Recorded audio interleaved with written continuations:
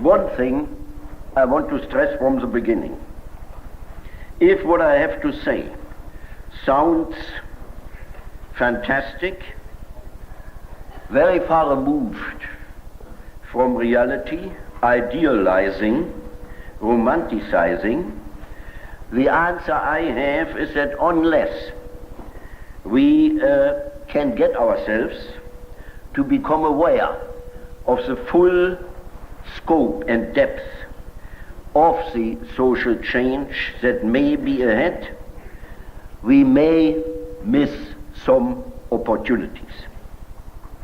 Now, before I discuss these new subjects of change, I would like, in a very brief restatement, to outline the new character of social change today, the new character of social change in the advanced capitalist countries. Three things I think we have to keep in mind. First, that if there should be such a change, or in short, a revolution, it will be generated at a high level of productivity and consumption for the majority of the population.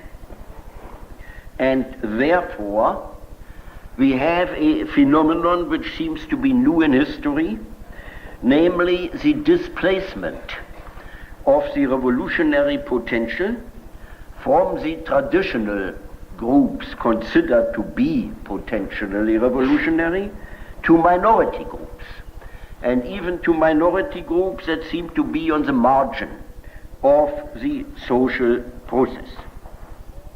Thirdly, this new opposition is, I think, activating dimensions and levels of the human existence which have so far remained more or less unaffected in the historical revolutions, and this opposition is activating these levels of human existence. First, as far as the individual himself is concerned, namely, radicalism today affects the physiological existence of man, his whole organism. And secondly, for the society at large, the revolution is total in the sense that it would be, and perhaps first of all, a cultural revolution, and that in it the arts, literature, music, and so on, would play a role far more decisive than in any previous revolution. And here I would suggest that what is at stake today in the work for social change is a new relationship of man to his own nature, that is to say, to his body, to his drives, to his senses, and a new relationship of man to external nature, both these factors as catalysts of social change. Now, the emergence of this new dimension of radicalism is, I believe, revealing. It reveals the extent to which the domination of man by man has taken place through the domination of nature. Through the domination of nature in the twofold sense. First, the scientific and technological control, the social control of man's own nature, the social control, the scientific social control of his drives and impulses, even of his unconscious, and this again in two main forms: the technological sublimation of aggressiveness, by which I mean that today the most violent, the most sweeping, the most inhuman acts of aggression hide the subject of aggression, because in these cases all you have to do is press a button or pull a lever and the thing will go and destroy I don't know how many square miles of foodstuff, of forests, of human beings. In other words, the concrete subject of aggression disappears behind the technological veil, and with its disappearance, the sense of guilt, formerly, previously bound up with such aggressiveness, is effectively repressed. After all, it is a machine which does the destruction and not the human being himself. Secondly, the scientific and technological control of human nature, the steering of human instincts and their satisfaction, takes place in what I would like to call the technological desublimation of sexuality. The technological desublimation of sexuality, usually under the title the liberalization of sexual mores and morality, greatly helped and sparked by the beauty industry, by the liberalization of dress or undress, by the pill, other contraceptives, all these which promise and give sexual satisfaction formerly restricted, take place, however, within the well-working framework of effective social repression. All these liberties you have within a repressive society, which of course means something for the value, human value of these liberties. That much for human nature as the object of domination. Now external nature as the object of domination. And there we see it today especially as the object of capitalist domination through the violent and profitable commercial exploitation of nature, through which the life environment of man is transformed in accordance with the laws of profit. Thus, in this twofold sense, nature has become the extended arm of society, and we can imagine no liberation of man, no emancipation of man, without literally a revolution in the sensibility of man and in his relation to external nature. The revolution in the sensibility of man, meaning that without the radical transformation, not only of his consciousness, but also of his modes of perceiving, feeling, hearing, touching and smelling things, without this radical transformation, there can be no real radical change in our society. You may well speak here of a liberation of nature, not only of human nature, but also of external nature, provided that we do not think of any romantic return to a pre-industrial stage, of any such thing as the good savage or whatever it may be.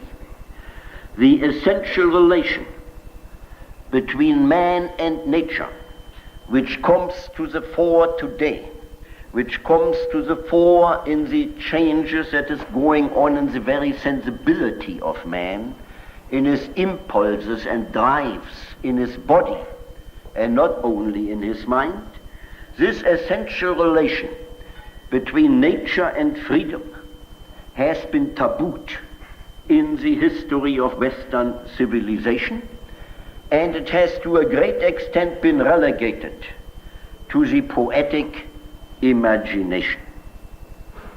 This relegation and confinement of some of the most radical possibilities of human freedom to the poetic imagination, to fiction, to the arts, this, it seems to me, is being undone today.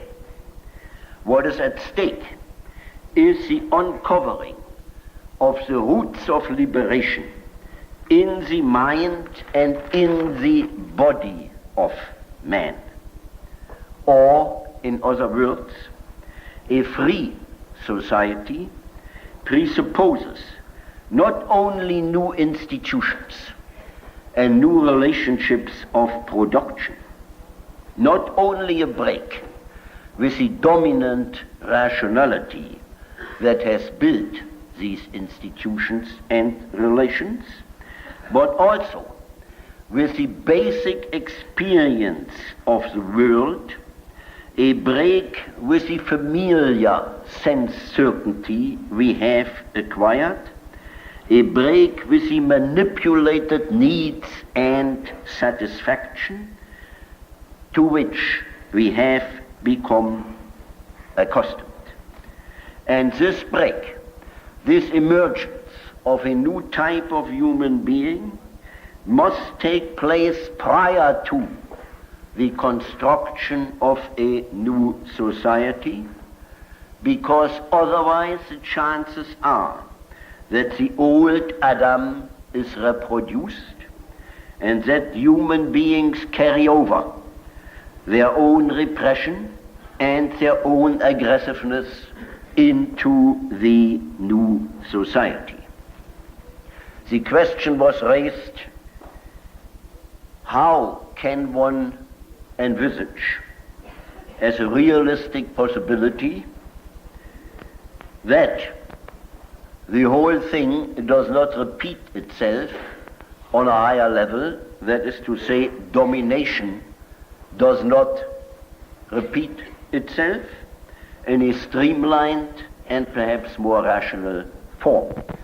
I can see only one way which may counteract this historical tendency, namely that the very men and women who are supposed to make the revolution and to work for it are already of a different type of human being that has, as much as this is possible at all, discarded and emancipated himself from the repressive needs and satisfactions which are part and parcel of the established society.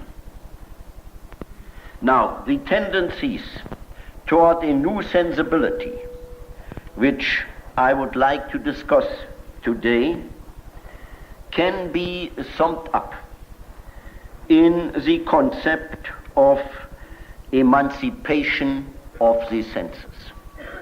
Emancipation of the senses.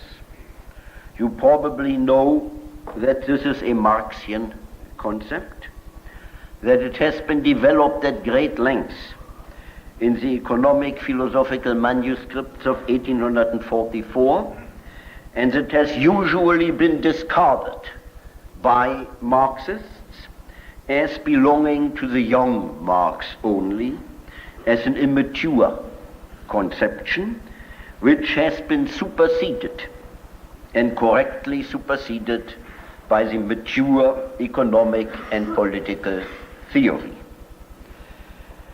Recently, this traditional interpretation has been corrected, and one has seen how much actuality, how much foresight, how much projection realistic projection is precisely in the writings of this period. And still these writings have, in my view, been read the wrong way. They have been read as the first inklings of what is called today a humanistic socialism, humanitarian socialism, as contrasted with the Stalinist construction of socialism. Now, I believe that the economic philosophical manuscripts have indeed to be reread, but reread not as a document of humanism, but as a document of a conception of socialism far more radical than the one that comes out in the later economic and political theory. Marx speaks of the emancipation of the senses as the basis for a new rationality. He calls the senses practical. He calls them a productive force. In this respect, he discovers the aesthetic dimension as a political dimension. Some of you may know that I have tried to emphasize what has been happened to the word aesthetic and what is characteristic of the development of bourgeois civilization.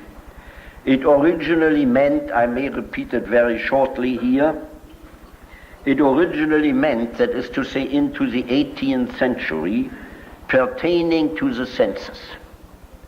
That is a meaning. Aesthetic as pertaining to the senses, to the sensibility of man, as contrasted with logic, as pertaining to the mind of man. Then in the 18th century, for reasons which I cannot discuss here, but in a very interesting way, the term aesthetic has been relegated to and restricted to the arts, to the dimension of the arts, literature, the visual arts, and so on. Now, the aesthetic dimension, as Marx rediscovers it in these writings, and as I will use the term now, goes back to the original meaning, namely pertaining to the sensibility of man, if you wish, the science of the sensibility of man, of his senses. I said the aesthetic dimension, in this sense, is a political dimension.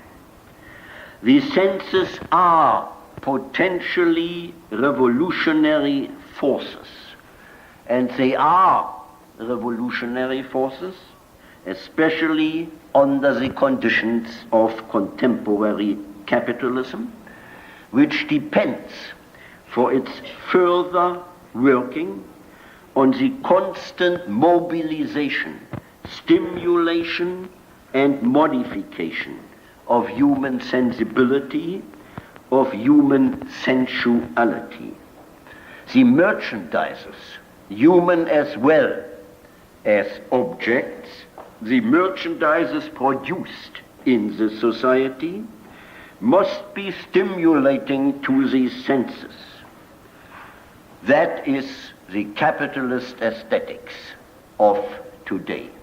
Merchandises, stuff that has to be bought and sold, exchangeable stuff, but nevertheless highly stimulating and satisfying to the senses. Now, precisely this constant stimulation of the sensibility of man required by the present stage of capitalism may well release forces which undermine the stability of the capitalist system. But instead of speculating further on it, let me come back to the Marxian conception, which implies far more than simply a de-sublimation of the human instincts, far more than mere instinctual liberalization, far more than the individual release of sensuality. What it implies is a new socialization of man, a construction, emergence of new relationships between human beings based on a new experience of the world we live in, and this experience in turn giving rise to a new political practice. I will briefly sum up the principal conception which Marx gives in these writings. Emancipation of the senses. The senses become practical in the reconstruction of the social environment as generating new relationships between men and things, between man and nature. The senses become in this way sources or resources of a new rationality, freed from the rationality of acquisition, competition, and exploitation. That is the preservation and cancellation of the achievements of the technological rationality of the preceding forms of society.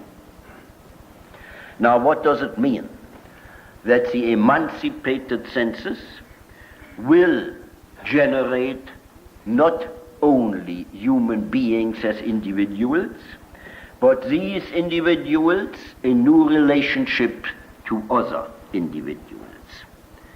It means negatively that the ego, the other, and the object world are no longer experienced in the context of aggressive acquisition and defensive possession. That means dissolution of the bourgeois ego, which was essentially an ego generated by and based on these acquisitive, defensive, and possessive relationships. It means further negatively that subject and object no longer confront each other as mere items in the struggle for existence, competing in performing a role, but, and here Marx uses a strange term, the emancipation of the senses will result in what he calls the human appropriation of nature. The human appropriation of nature.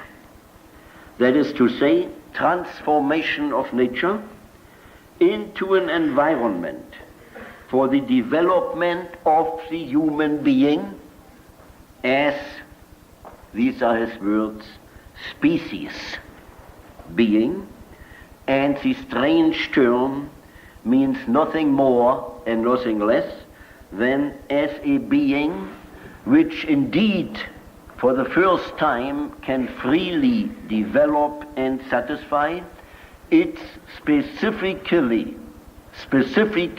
human faculties. Specifically human faculties, and these are the creative faculties of man and his aesthetic needs and faculties.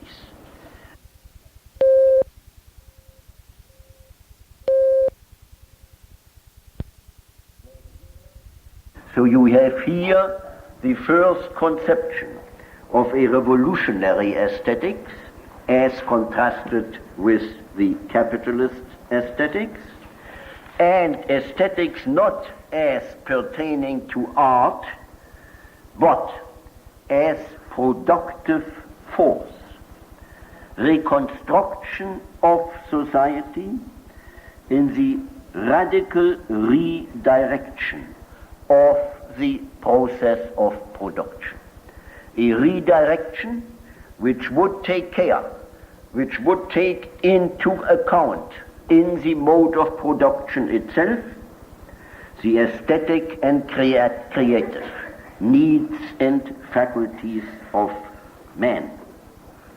Again, creative, here contrasted with capitalist productivity, work, here contrasted with alienated labor, meaning work with things and other human beings, and not against things and other human beings. The result would be the formation of the object of matter, and again I quote, also for the sake of the thing, and not only for my own sake. This is perhaps the most speculative, but also one of the most interesting conceptions of Marx, which goes way back into the history of Western thought, namely the assumption that there is such a thing as an objective freedom in nature, as counterpart and element of human freedom, namely a drive, a striving in matter, perhaps also in inorganic matter, to show, to display its inherent qualities, its own potentialities, to become what it can become, without violence, without distortion, without being oppressed, without being smashed. These are indeed aesthetic qualities, and Marx makes them explicit. Explicit in one of the most advanced formulations, and in a formulation which seems to fit very little the traditional image of Marx we have, namely, he says that man is the being who is able to form his world in accordance with the laws of beauty. In accordance with the laws of beauty. I think you will admit it is indeed a strange formulation if you look at it in the light of the usual picture of Marx, and still I think it is one of his most advanced formulations. What is at stake here is not nearly the materialistic translation of the aesthetic into a socialist reality, but rather the failure to carry out this concept into the critique of political economy. Marx himself, if he would have been afraid of the radical consequences of this conception, has not built it into the later economic and political theory. Now I could still give you a brief glance at this concept in the light of the history of Western thought, but I'm afraid it would take too long, and I will only enumerate some of the main points. The concept of a revolutionary aesthetics, of the radical emancipation of the senses in the reconstruction of society, is one that has already been alive in the long tradition of the heretic materialistic schools of thought, in the hedonistic and sensualistic philosophies from antiquity to the Enlightenment. It is even compatible with Kant's aesthetic in the third critique, and it is perhaps most interesting, the materialistic reformulation of Hegel's concept of nature as objective spirit, as manifestation of the spirit. Moreover, this idea, the idea that there is in nature itself, in the things themselves, something that would make for human freedom and for freedom of nature itself, the idea of inherent aesthetic qualities in things may well recapture the most ancient theory of recollection, knowledge as recollection, namely the discovery of the true forms of things, the discovery of the true forms of things which are distorted and denied in the established reality. This conception, which places sensibility in the center of radical social change, desublimates the idea of freedom without abandoning the transcendent content of freedom, namely that it is not yet a reality, that it is still a historical and political goal. It desublimates the idea of freedom because freedom now appears as rooted in the sensibility of man. The senses do not only receive what is given, they are not only, as Kant believed, the basis for the epistemological construction of reality, but the senses may also serve as basis for the transformation, subversion of the established sensibility and for a rational organization of society. Or the senses do not delegate this necessary transformation of the given data to another faculty, the mind, the understanding, reason.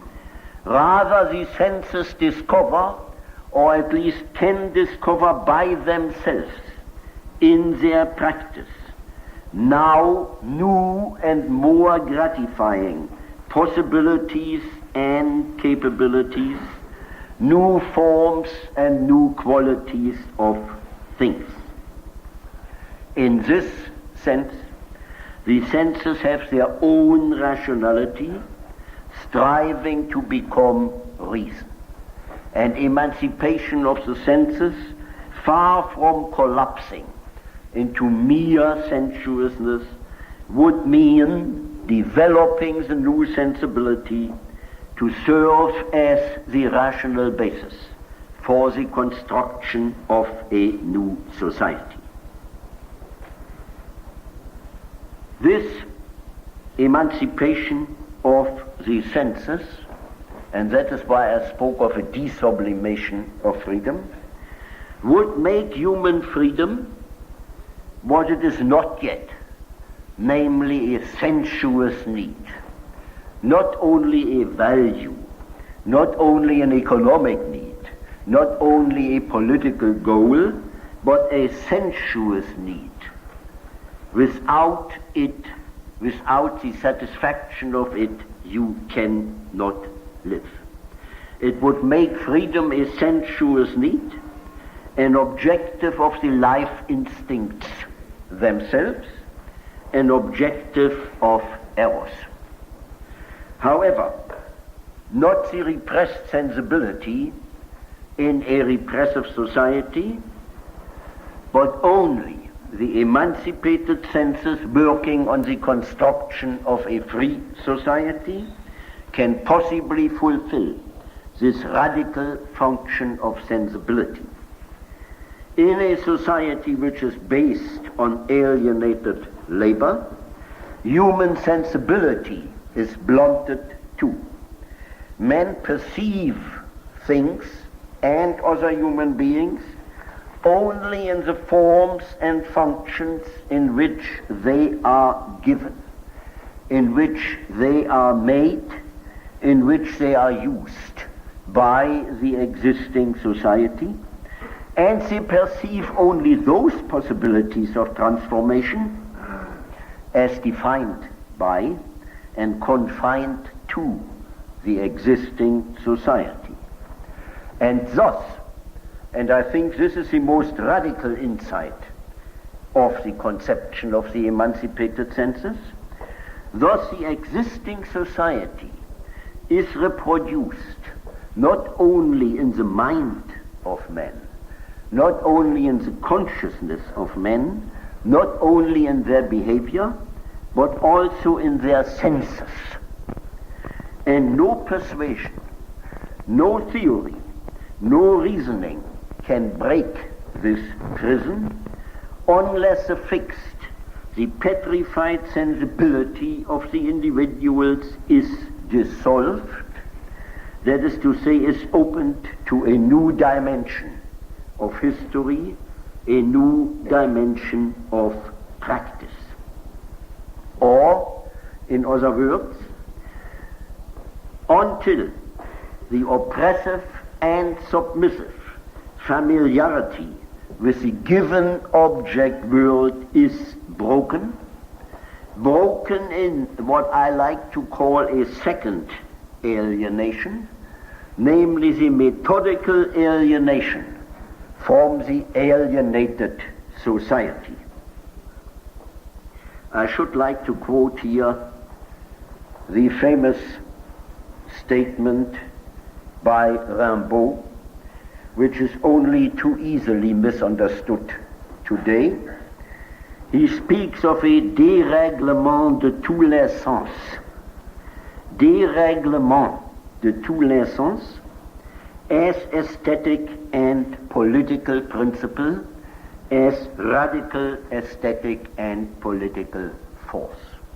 It is the same insight that only if a radical change in the sensibility of man takes place, is there a chance that a qualitatively different society can be created. Now, I have at several occasions referred to the tradition of Western thought in order to show you to what extent a great, mostly underground and repressed radical tradition is revived in today's rebellion of the militant youth.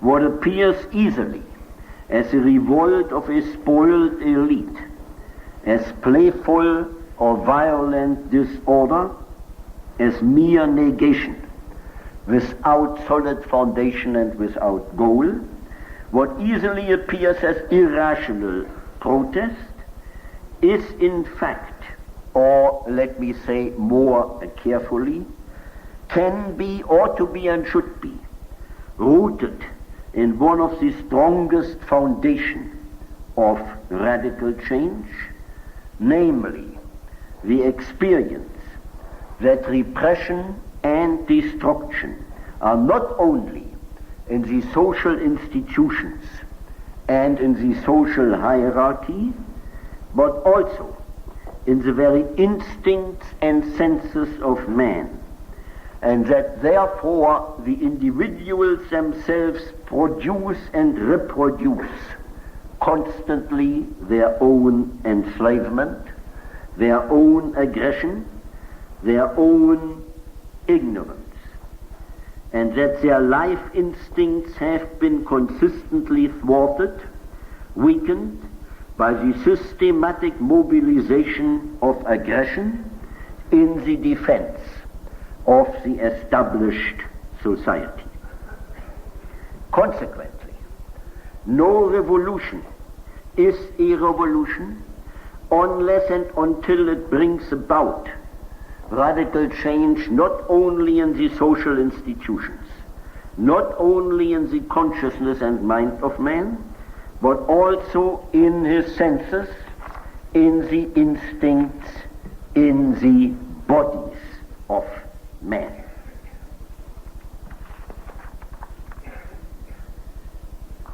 In conclusion, I would like to stress that this new, unprecedented scope of the rebellion and of the historical goals of the rebellion have become possible thanks to scientific and technological progress.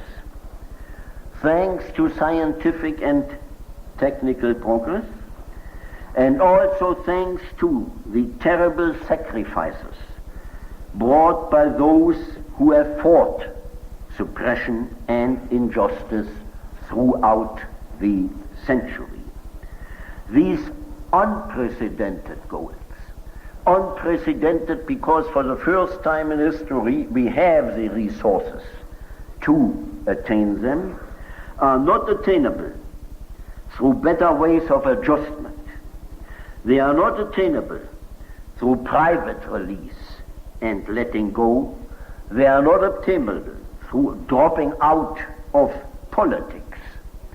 They are attainable only in a long and painful process of political education, in theory and in practice, in and outside the classroom, on the streets, on the media.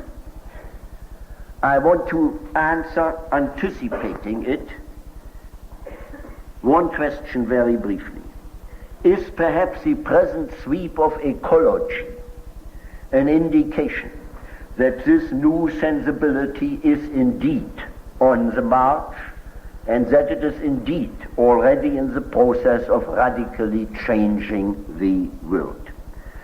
Certainly, this sweep of ecology is indeed evidence for what I'm trying to say, or did try to say, namely to the extent to which nature, not only human nature but external nature, is rediscovered as a life environment of human freedom.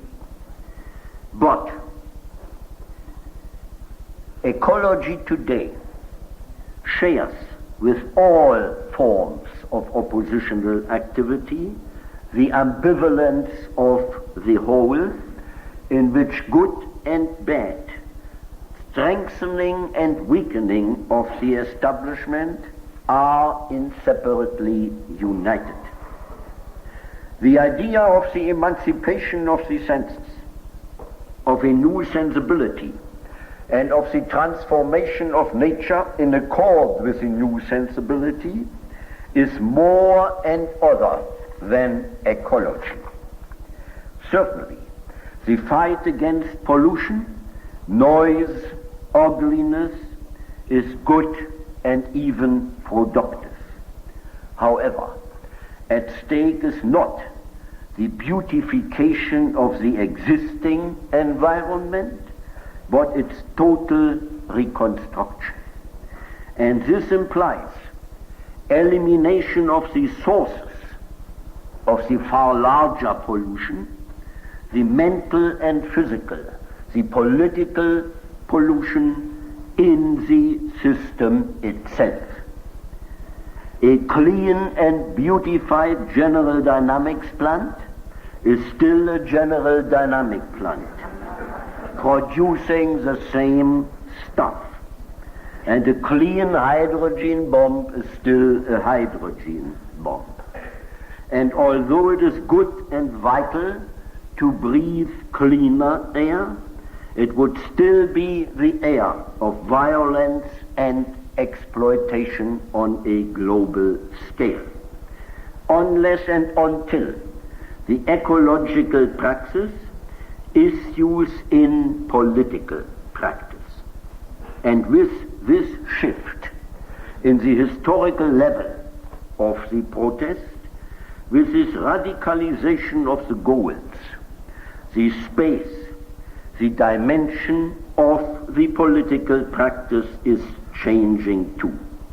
The struggle is not anymore fought in terms of parliamentary business, parties, votes, lobbies, whatever it may be, but it is waged from outside while within the establishment and in terms alien to the establishment. And here lies one of the dangers of this opposition. A danger which I just indicated is rooted in the deep ambivalence which all actions have in our existing society.